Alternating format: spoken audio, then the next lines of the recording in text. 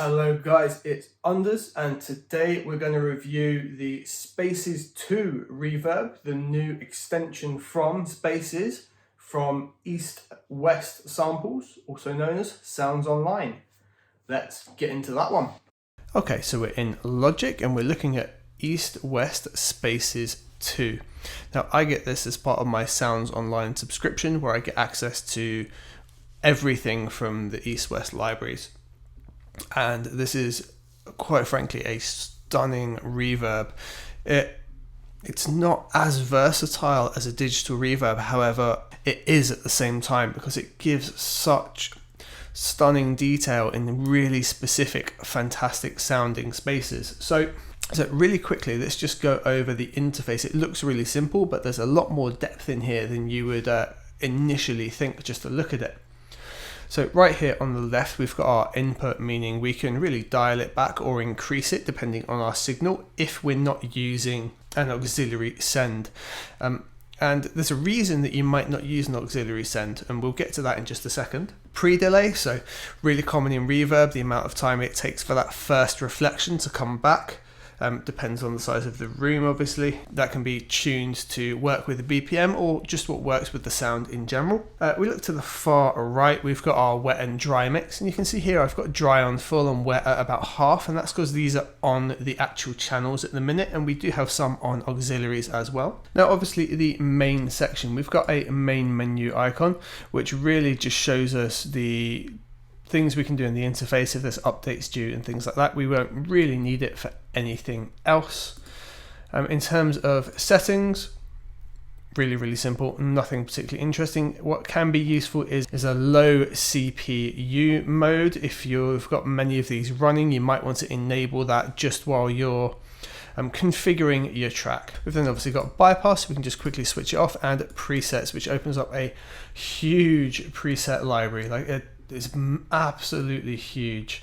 You're going to choose the type of space that we've got, and there's this huge volume here of stunning captures, everything that was in Spaces 1, and then a lot more in each category for this Spaces 2 version.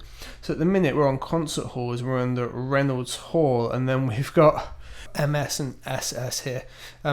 Essentially this means how the impulses were taken. So like perhaps center stage with a dual set of microphones would be MS, but an actual impulse from the left and right hand of the stage, so with some separation, would be the true stereo, so the SS, and you've got variations of both there. And then inside you've got, you see FR and RR, so it's basically front and rear microphones depending where you are on the stage or potentially where you are in the venue, depending on the type of convolution reverb that we've taken here. And then you can see that we've got it taken from many different positions as well, where that instrument section would be located in this case, because we're in a concert hall, and that's what we've made use of here. So once we've selected one, we can just tap load, and that will bring that back in for us. Now down the left hand side here, we've got a page menu. It's going to go between a couple. If we click on this, it will go between the main page, which shows you basically an image of the environment that was captured, then takes you onto the decay time, and then takes you onto the filters. And these are nice, easy to move, easy to adjust. You can do them in real time. You can switch to the individuals as well. And then we have mode of mono stereo or true stereo. That depends on the sample sets that were loaded. So let's just have a listen to them. I've loaded up the some string recordings that just come with Logic, and we've got a cello, violin, cello and viola. We've left those in the center, and I've just panned the violins left and right just to give a bit of a stereo width. And they sound okay, but the difference is impeccable when you add spaces into it. And on each one here, I've introduced the relevant space for that particular reverb. So it's got the viola section, it's got the violin section or the cello section attached to it. So I'll let these loop through maybe twice just so it covers 2 bars, and then I'll activate spaces, and the difference, it just brings them to life. It's fantastic.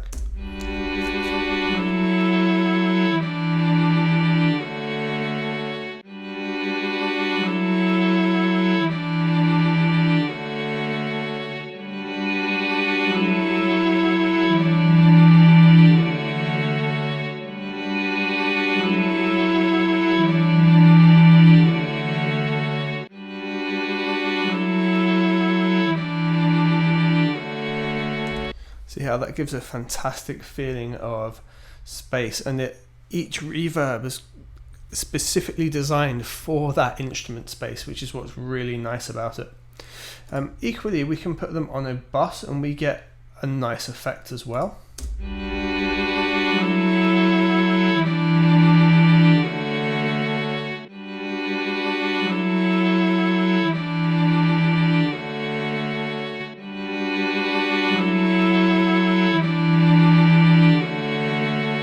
Really help bringing the detail out in the strings there. It makes such a huge difference. And just to add to that, I've also just put a drum loop in and put this in the percussion space.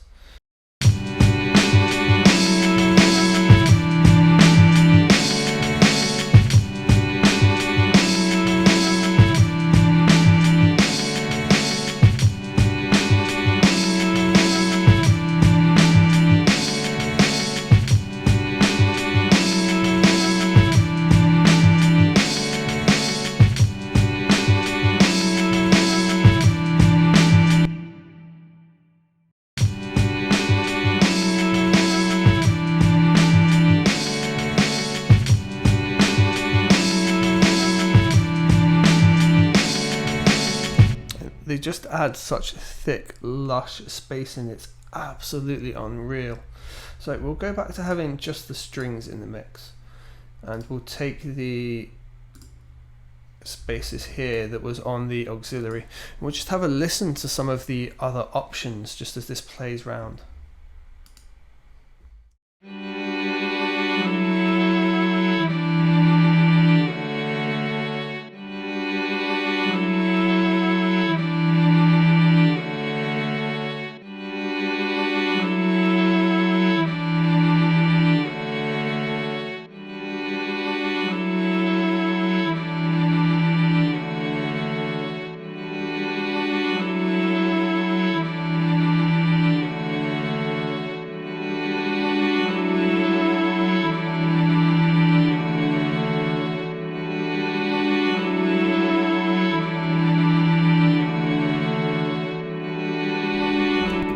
Hear some resonances building up there, which is just really, really nice. It feels like you're in that space.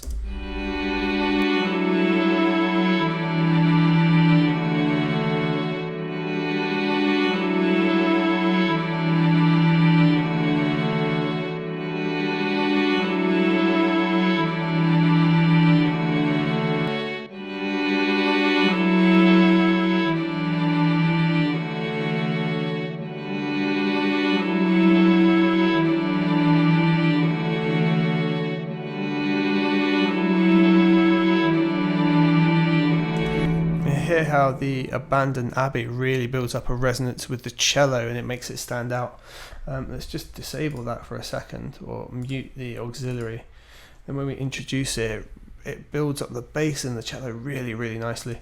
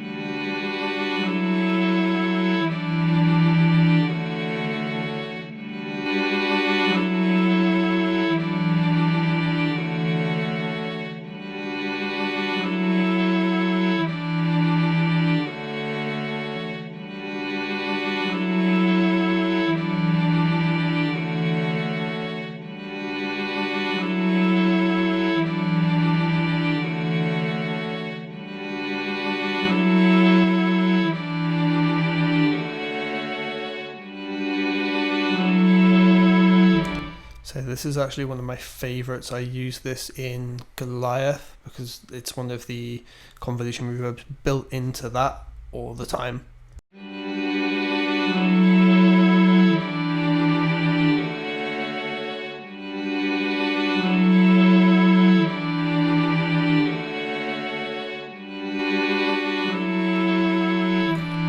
Guys, that's it. That's a look at Spaces 2. It's just a really stunning, highly detailed convolution reverb. It's not so much the reverb that's special, but it's the spaces and the immensely clever detail to which they've been captured with. So I do hope the video was helpful for you guys, and I will see you on the next one.